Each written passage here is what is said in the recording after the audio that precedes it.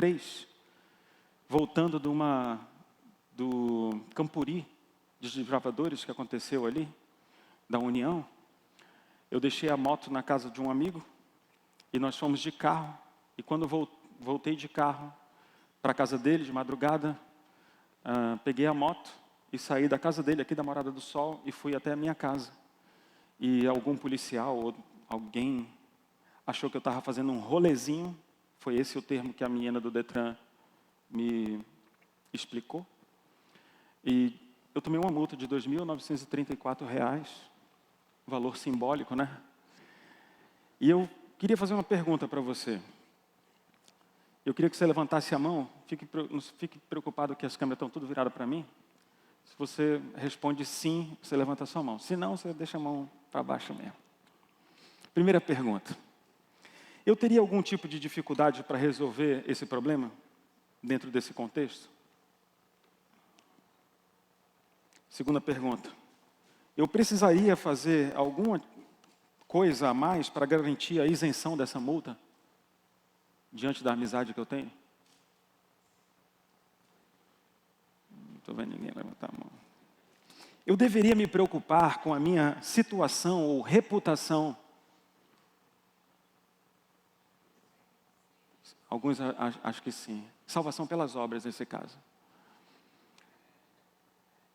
Eu deveria pagar a multa e sofrer sozinho a consequência?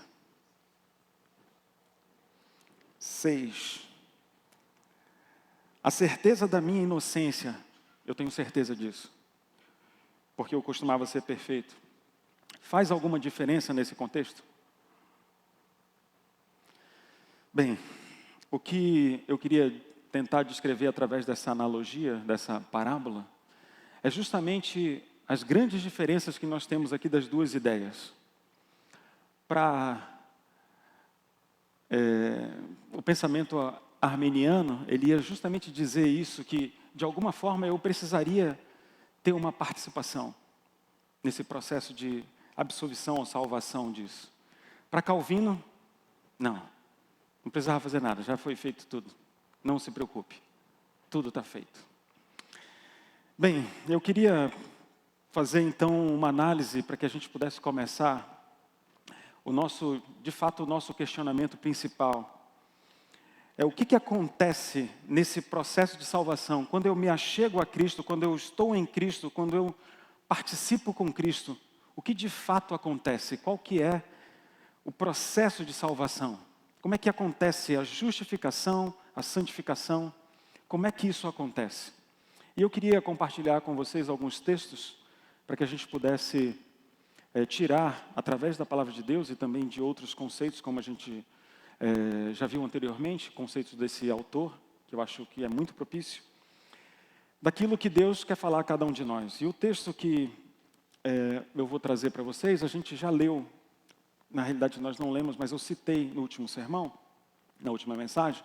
Eu queria trazer o texto por completo hoje. Ele diz assim, Efésios capítulo 2, o verso 8 e 9. Porque pela graça sois salvos, mediante a fé.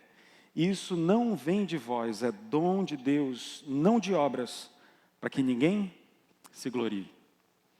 De acordo com esse texto, a justificação é 100% obra de Deus. Resultado do quê? Da minha fé. Por causa da nossa fé, nós somos salvos. Não existe esforço nenhum, não existe mérito nenhum, absolutamente nada que nós possamos fazer que acrescenta na salvação. Absolutamente nada, não existe mérito no ser humano. O verso 10, nós lemos o verso 8 e o 9, o verso 10 diz assim, porque somos feitura dele, criados em Cristo Jesus para as boas obras, as quais Deus de antemão preparou para que andássemos nela. Sabe, santificação, justificação, é resultado de uma sequência de coisas que o Espírito Santo faz na minha vida. E por conta disso, essas boas obras fluem de uma pessoa que teve um encontro verdadeiro com Cristo. Esse é o resultado e não a causa da salvação. O resultado da salvação, boas obras, e não a causa dela. Tem muita gente que se perde nisso. As obras não são um meio de salvação. São uma evidência da salvação. Sabe, o mix adventista que eu gostaria de propor, que no caso aqui não é uma proposta única minha e também não é única de George Knight, o mix é de que Deus é o autor da salvação pela graça. Mas o ser humano, ele tem o livre-arbítrio e ele escolhe. Essas duas ideias, tanto calvinista quanto arminiana, elas são, digamos assim, meio que feitas nesse mix, porque para um deles não existe a opção de escolha. E para um deles a salvação não é completa em Cristo. Sabe, nós precisamos ter isso em mente, não baseado no nosso mérito. A palavra de Deus, ela aborda a salvação de uma forma pessoal e muito mais ampla do que só duas categorias, justificação e santificação. Apesar de essas categorias serem facilmente entendidas e absorvidas por nós, elas não podem ser olhadas de forma dicotomizada, separada. Nós podemos fazer a análise, nós faremos isso para que a gente possa entender um pouco melhor, mas isso não pode ser visto isolado, tem que ser visto no bolo. Separar, com certeza, é o maior dos problemas. Existe uma música que eu gosto muito, chama Obediência ou Graça. É uma música de um grande compositor chamado Jorge Mário Irineu Soares. E a letra dessa música me marcou muito, porque conta justamente a narração desse processo de justificação e também de santificação. O refrão dessa letra diz assim: é a graça através da fé que me garante a salvação. A obediência apenas diz que eu tenho a Deus no coração. Descreve tanto a ação quanto a consequência dela. A ação da salvação, a ação da justificação, a ação da santificação, quanto a consequência dela. Vai gerar algo diferente em mim, algo diferente em nós. Os dois processos, eles não ocorrem isoladamente. Você não vai ser salvo sem ter boas atitudes ou sem ter, digamos assim, um coração melhor, uma tendência melhor. E não existe a possibilidade de você ter uma tendência melhor sem uma salvação ocorrendo aqui, porque senão isso aqui é destituído. Paulo vai falar isso. São obras vazias, obras ocas. Sabe, o ladrão da cruz, quando ele está ali com Cristo, ele começa acusando a Cristo. O texto deixa muito claro que ambos começaram escarnecendo dele.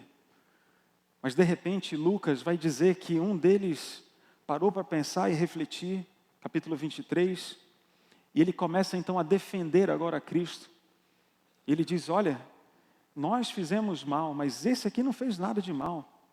Não tem nem cara de malandro. E aí ele pede, né, Senhor, lembre-se de mim quando estiveres no paraíso. E ali Jesus, ele faz o processo meio que completo. Ele salva, santifica, justifica e ainda dá a sentença. Certamente estarás comigo no paraíso. Sabe, isso daqui é muito importante nós entendermos que é Cristo, é Deus que faz o que precisa fazer. Até o fato do ladrão começar escarnecendo e depois refletir é uma obra do Espírito Santo, não é uma obra dele. E aqui existe algo que precisa ser dito, meu querido e minha querida. Talvez tem gente aqui que tem encontrado o limite para ser salvo, para ser justificado ou para ser santificado. Não, pastor, eu já fui longe demais, para mim não tem mais jeito. Talvez tem gente aqui que acha que ultrapassou o limite. Mas eu quero te dar uma certeza, se ainda há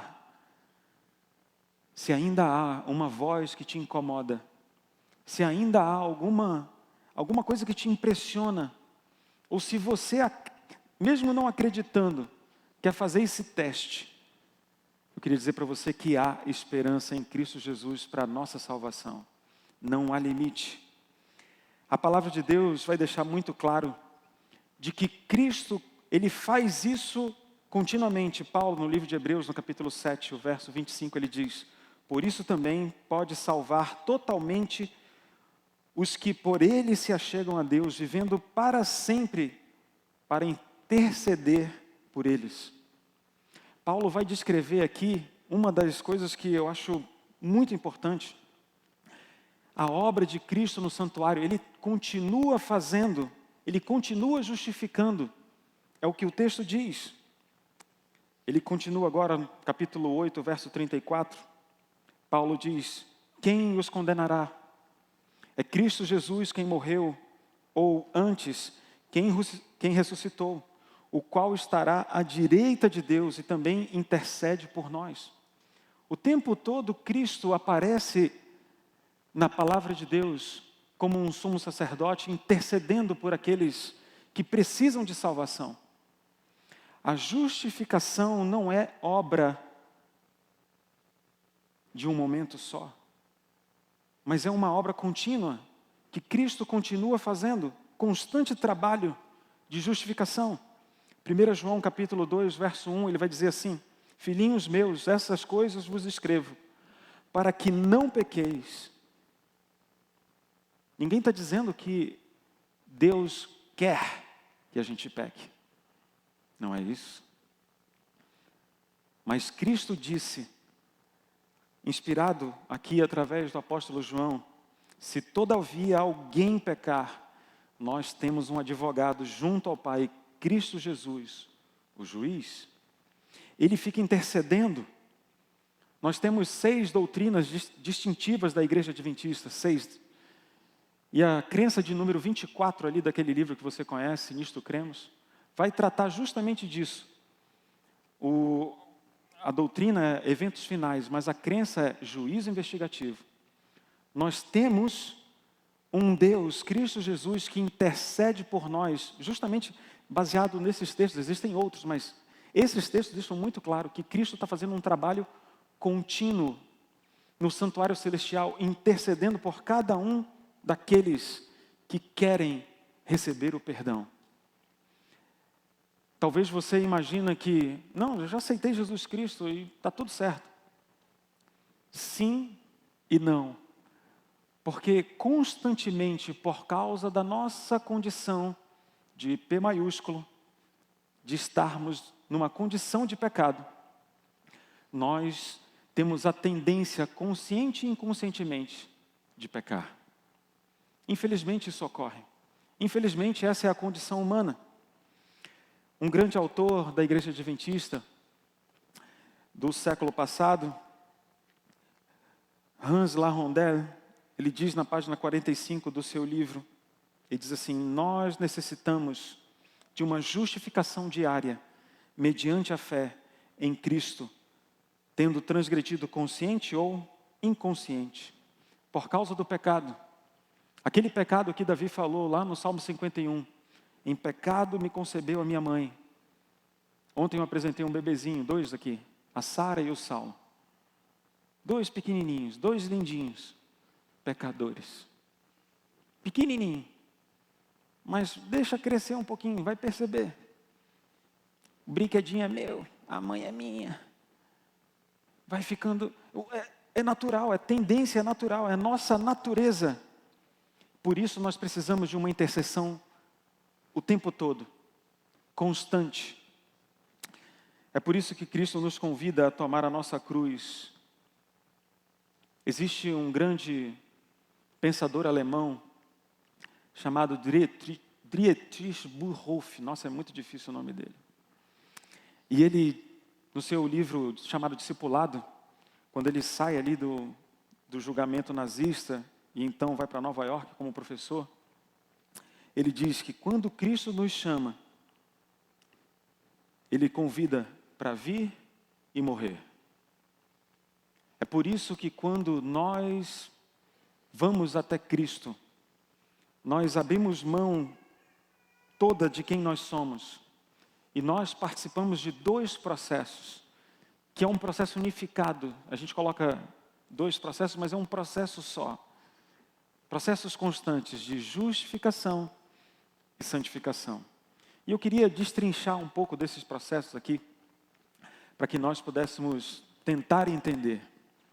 Você já deve ter percebido aqui que existe um que está destacado, que é a glorificação, que fica meio que evidente. Isso não vai acontecer enquanto nós estivermos aqui e Jesus Cristo não voltar. Todo o restante ocorre o tempo todo enquanto nós estamos vivendo nesse mundo.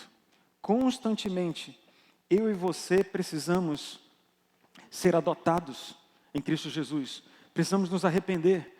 Precisamos de um novo arrependimento. Sabe, esse termo de adoção, ele me chama muita atenção. Mas eu queria, antes de falar desse termo, eu queria explicar como que isso funciona o tempo todo. Existe na informática, eu não sei quantos são da informática, mas existe, por exemplo, na informática, o computador, na realidade, ele funciona como um loop. Não sei se você sabia disso. O processador, ele funciona como um loop. Vários ciclos, vários loops, ele funciona dessa forma. E a capacidade de processamento do computador fica muito alta e você consegue colocar, mandando para esses loops, requisições, tarefas, agendamento e outras coisas. O agendamento, por exemplo, num computador de plataforma Unix, chama cron, que significa, o termo utilizado para milhares, milhões na realidade. Mas é muito conhecido como um agendamento. Se você for executar uma tarefa em até 1 minuto, a cada minuto, você usa a metodologia cron. Se você for executar uma tarefa com um ciclo menor do que 1 minuto, tipo 30 segundos, ou constantemente ele precisa ficar funcionando, você já não adota isso como se fosse uma tarefa que acontece de vez em quando. Você precisa colocar num daimon. Daimon é uma palavra grega para espírito, uma espiritualidade, ou para, muitas vezes, utilizada como demônio também. Foi extraída para o computador justamente por causa daquilo que fica rodando ali, sabe, no background, no plano de fundo, e fica rodando o tempo todo. E para um serviço que precisa ficar rodando o tempo todo, você coloca como um serviço, eu vou chamar de serviço, que é melhor de chamar de daimon. Você coloca no serviço, você cria um script e coloca no serviço e ele fica auto-executando o tempo todo, lendo o tempo todo. Justificação e santificação é uma obra que precisa acontecer não como um cron, um agendamento na minha vida de vez em quando, mas precisa acontecer o tempo todo, constantemente, como se fosse um serviço. E é por isso que Cristo trabalha o tempo todo lá. Quando a gente se arrepende, quando a gente vai até Cristo, que a gente reconhece, toma a nossa cruz, quando nós somos, no caso, a gente cresce em Cristo, eu vou trabalhar nesse tema também, a gente é adotado em Cristo. Para mim esse aqui é o termo que faz, digamos assim, o elo de ligação dessas duas palavras, que elas não se dividem semanticamente, mas não se dividem no processo da santificação, porque ocorre simultaneamente. A adoção nos coloca num status de filhos de Deus. Eu gosto de um exemplo que eu lembrava. Eu tive um professor de uma língua morta, chamada copta. Era o único tradutor do copta para o inglês, o único dicionário, do copta para o inglês que existe no mundo, foi desse professor chamado Joaquim. Um cara, assim, se olhava para ele, tipo, perfeito. Família muito bem estruturada, sabe, os filhos bem estruturados. Ele tinha 5 filhos, uma Kombi, ele andava sempre numa Kombi. Um camarada assim, top, uma cabeça impressionante. E eu lembro do exemplo que foi dado por um dos colegas numa conversa informal.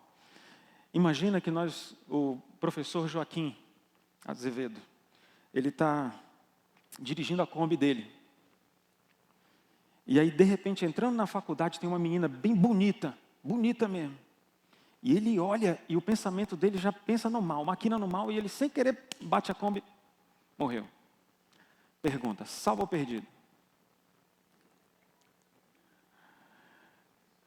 E a nossa conversa era justamente sobre esse tema.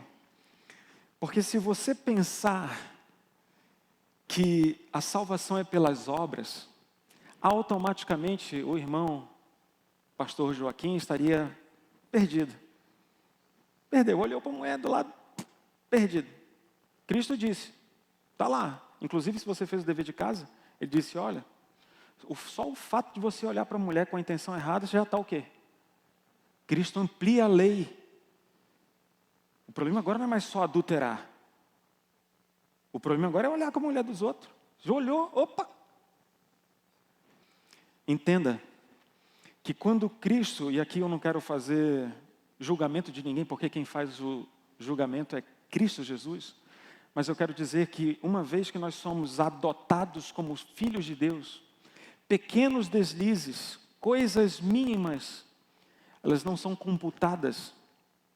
A gente vai trabalhar isso mais à frente, no tema do próximo encontro. Nós vamos estudar um dos textos que para mim é um texto sensacional. Vou dar um spoiler para você, 1 João 5, 16 e 17.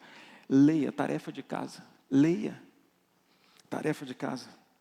Sabe, existem momentos em que muitas vezes nós nos perdemos ou achamos que o problema está nas atitudes, e as atitudes de fato revelam onde está o nosso coração, sim, mas não é por causa disso que Deus vai tirar a salvação com pequenos deslizes. Ele disse, João capítulo 1, verso 12 e 13, mas a todos o quantos receberam, deu-lhes o poder de serem feitos filhos de Deus, a saber, os que creem no quê?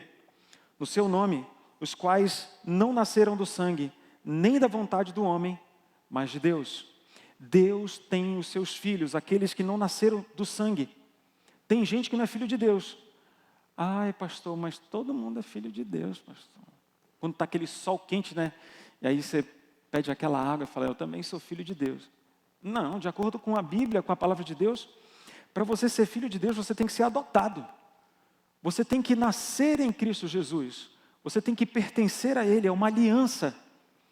Faz parte disso. Vou dar um outro exemplo, um casamento, por exemplo. Quando você casa, quando você está casado, a partir do momento que está casado, não é o fato de o teu cônjuge ter falado com você de uma forma diferente que acabou o casamento. Não errou? Errou. Está errado. Mas isso não rompeu a aliança. Não acabou a aliança. Existem, vou colocar aqui, pecados que não rompem a aliança como filho de Deus. Vou colocar isso mais para frente, eu não posso falar muito porque vai ser do próximo tema. Mas eu e você, nós precisamos entender que nós somos filhos de Deus. E quando nós fazemos parte dessa família, Deus nos trata de um jeito diferente porque Ele sabe o que vai no nosso coração. E Ele conhece isso. E Ele quer nos tratar da melhor forma. Uma vez que você não quebra a aliança, Deus continua mantendo firmemente pecados que você mantendo firmemente o perdão desses pecados que você comete, consciente ou inconscientemente, no santuário celestial. Amém? Sabe, eu não estou dizendo aqui para você que você pode sair daí pecando agora e falar, agora eu vou, já que é assim, né? E esse é o problema. Você vai ver que o problema é o já que, esse é o problema. Mas eu quero voltar naquele quadro que eu apresentei aqui, porque de fato existe algo que para mim é fundamental. Enquanto nós estamos aqui, o ladrão da cruz não teve essa oportunidade, mas nós temos. Nós precisamos ter algo que também é constante e contínuo, que é o crescimento em Cristo Jesus. Essa é a crença de número 11, dentro daquele livro que eu mencionei para vocês. Nisto cremos. Inevitavelmente, quando nós estamos em Cristo, nós crescemos. O problema é que a tendência do olhar humano para esse tipo de crescimento torna as pessoas numa variante muito negativa. Vou dar um exemplo aqui para você, esse exemplo não é meu, esse é o exemplo do autor do livro. Ele diz que as pessoas elas vão se tornando santas por aquilo que elas evitam de fazer. Vou repetir. Vai se tornando santo à medida que ela deixa de fazer. Então, a salvação não é mais de Cristo, ou a separação, a santidade não é mais de Cristo, mas de uma função do que a pessoa deixa de fazer por estar fazendo ou estar se esforçando por aquilo. E eu queria aqui colocar um texto de George Knight, porque ele vai dizer justamente que, para muitas pessoas, o viver cristão consiste justamente em não ser bom, mas não ser mal também. O fato da pessoa se controlar para não cometer o mal. E ele vai dizer bem assim, página 49 do livro que nós estamos estudando. O benefício, e ele coloca em aspas, da banalização da santificação e das abordagens negativas a esse tema é rebaixar o padrão da santificação a um nível no qual é perfeitamente possível guardar as leis e os regulamentos impostos por Cristo. Vou tentar explicar aqui. No Sermão da Montanha, Cristo, ele quebra por completo isso, para dizer bem assim, ó, é melhor arrancar o olho, para tu não perder o céu. Perceba que o radicalismo que Cristo vai é muito além. Ele vai dizer que a essência da lei é o amor. Cristo vai colocar muito mais profundamente de que o fato de nós estarmos nos tornando santos não é deixar de fazer as coisas, mas é nos tornarmos mais amorosos, nos tornarmos mais amigos, nos tornarmos mais empáticos uns com os outros. Sabe, o autor, ele continua dizendo assim,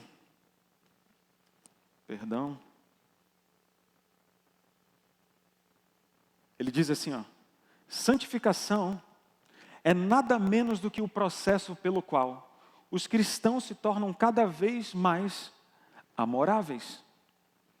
O problema é que, na grande maioria das vezes, nós pensamos justamente o contrário. Nós nos concentramos no fazer e nos esquecemos do que deveríamos ser. Faz isso ou não deixa de fazer isso. E a gente se concentra tanto nisso e deixa de ser amorosos, cristãos. Ser a imagem de Deus. Deus é amor. Se nós fomos criados à imagem de Deus, nós devíamos buscar ser igual a Deus. E nos escritos de Paulo e também do Novo Testamento, fica muito claro que essa tentativa de tentar cumprir ou não fazer errado são obras que são da carne, são obras da lei, que estão tentando buscar ou ganhar a salvação, na esperança de ganhar a salvação. E são obras mortas, está lá no livro de Hebreus. O Novo Testamento apresenta justamente ideias contrárias a essa.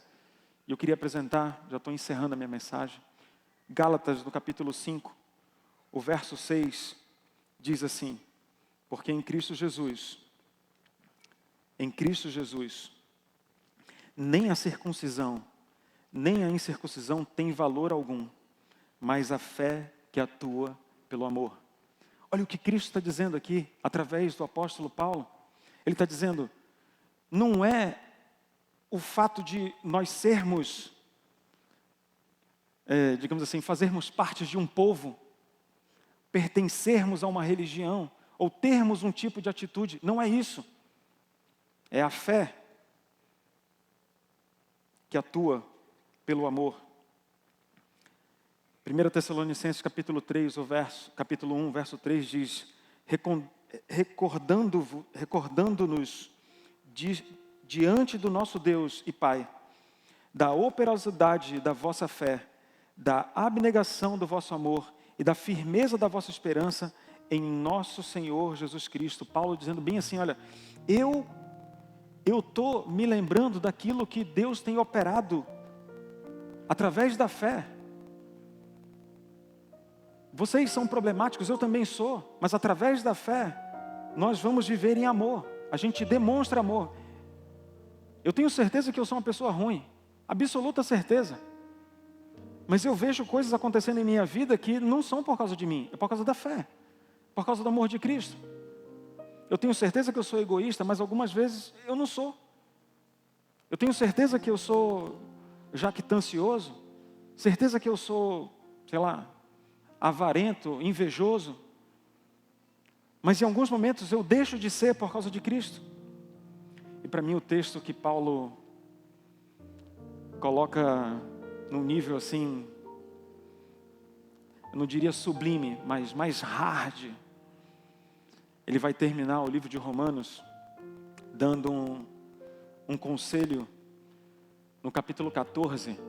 Você se lembra muito bem, esse texto ele vai tratar sobre as pessoas que estão, a discussão ali, se come legume, come carne sacrificada, aquela discussão. E fica também para casa, vale a pena estudar esse texto em várias versões para você entender um pouco mais. Mas eu quero me ater ao final desse diálogo que o apóstolo Paulo está tendo ali, aconselhando aqueles crentes, quando ele diz assim: bem-aventurado é aquele que não se condena naquilo que aprova. Isso daqui já é para quebrar metade do espírito de porco. Porque tem gente que mesmo aprovando uma postura, se condena. E vive sobre uma pressão tamanha de coisas que ela aprova, mas se condena e vive de um jeito reverso, um negócio complexo. E Paulo continua dizendo: mas aquele que tem dúvida é condenado a se comer. Aqui é o contexto da alimentação. Eu quero me ater no final. Ele diz assim: porque o que faz não provém da fé. E tudo que não provém da fé é o quê? É pecado, meu querido. Se você tem vivido aqui, nesse mundo, e as tuas atitudes não provêm de fé, se o teu viver não provém de fé, você está vivendo em pecado, por não crer que Deus é capaz de fazer aquilo que Ele é capaz de fazer. Sabe, Paulo, ele dá aqui com precisão cirúrgica, porque a anestesia já ficou para trás. Ele vai recortando tudo aquilo que podia ficar de aresta. E ele vai dizendo: olha, eu e você não podemos viver com obras da carne. Eu e você não precisamos viver com obras da lei, tentando viver. Nós não precisamos viver dessa forma, nós precisamos viver através da fé. A fé tem que guiar a gente. É a fé de que fomos salvos, é a fé de que Ele nos justifica, é a fé de que nós somos adotados em Cristo, é a fé de que a graça é suficiente para mim e para você. Eu não sei se tem alguém aqui que tem vivido justamente o contrário disso, justamente pensando que não tem mais jeito. Tem gente talvez vivendo sob uma pressão enorme de coisas para fazer. Não, tem que fazer isso. Olha, eu tenho que ser assim. E eu não estou dizendo que você tem que deixar de fazer algumas coisas boas. Não é isso. Mas eu estou dizendo que você tem que fazer tais coisas porque você é liberto em Cristo Jesus através da fé. E através da fé ser gerado isso em você. Tem gente vivendo numa opressão dentro dessa igreja. E eu não estou falando da organização. Estou falando desse templo, dessas 4 paredes aqui. Gente vivendo. Eu já ouvi comentários assim, pé de conversa. Eu sou ligado, minha mulher me chama de radar, que eu fico captando todas as conversas ao meu redor. Eu vejo algumas conversas assim, que é estranho. Eu falo assim: rapaz, aqui é salvação pelas obras puras, meu irmão.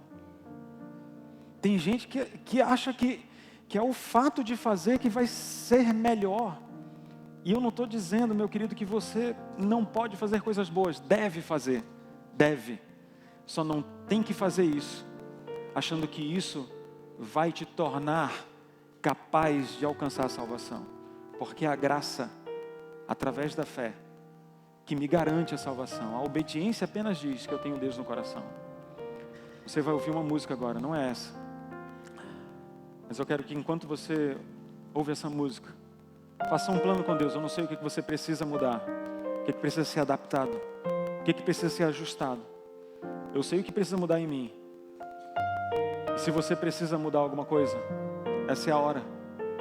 Entregue a Cristo. Faça a sua parte, que é ir até Ele. E Ele vai fazer a parte dele. E juntos, através da fé, nós faremos aquilo que Deus quer em nossa vida. A graça é um ponto de encontro, lugar onde os fardos se espalham no chão, onde todo que chega cansado, tranquilo, descansa o seu coração. A graça se explica em uma cruz. Lá eu posso entender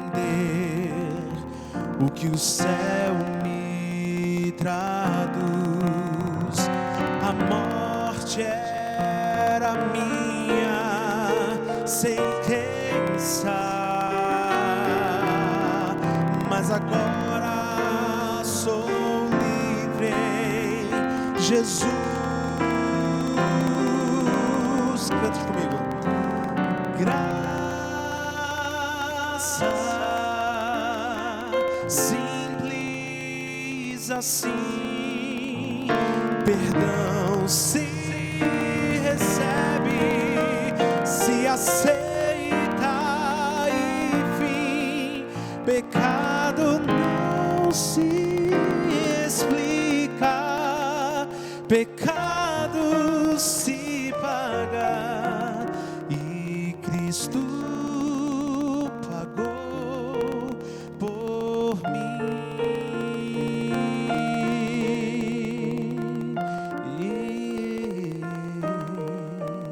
Havia imensa separação entre a raça caída e o Deus do perdão, mas a graça fechou o abismo e sem hesitar estendeu-nos a mão, mostrou-nos a estrada de volta à casa do Pai, onde iremos morar, nos dá esperança que move a certeza que Cristo em breve virá.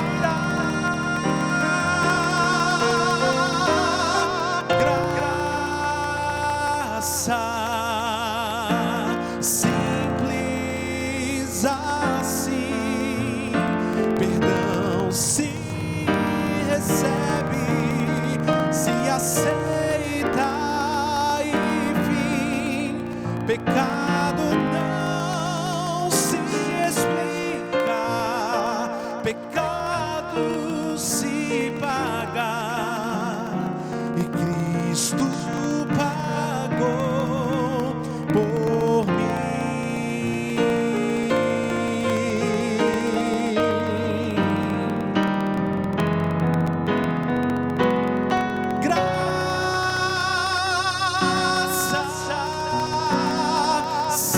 Simples assim, perdão se recebe, se aceita e fim, pecado não se explica, pecado se paga e Cristo pagou por mim. E Cristo pagou por mim.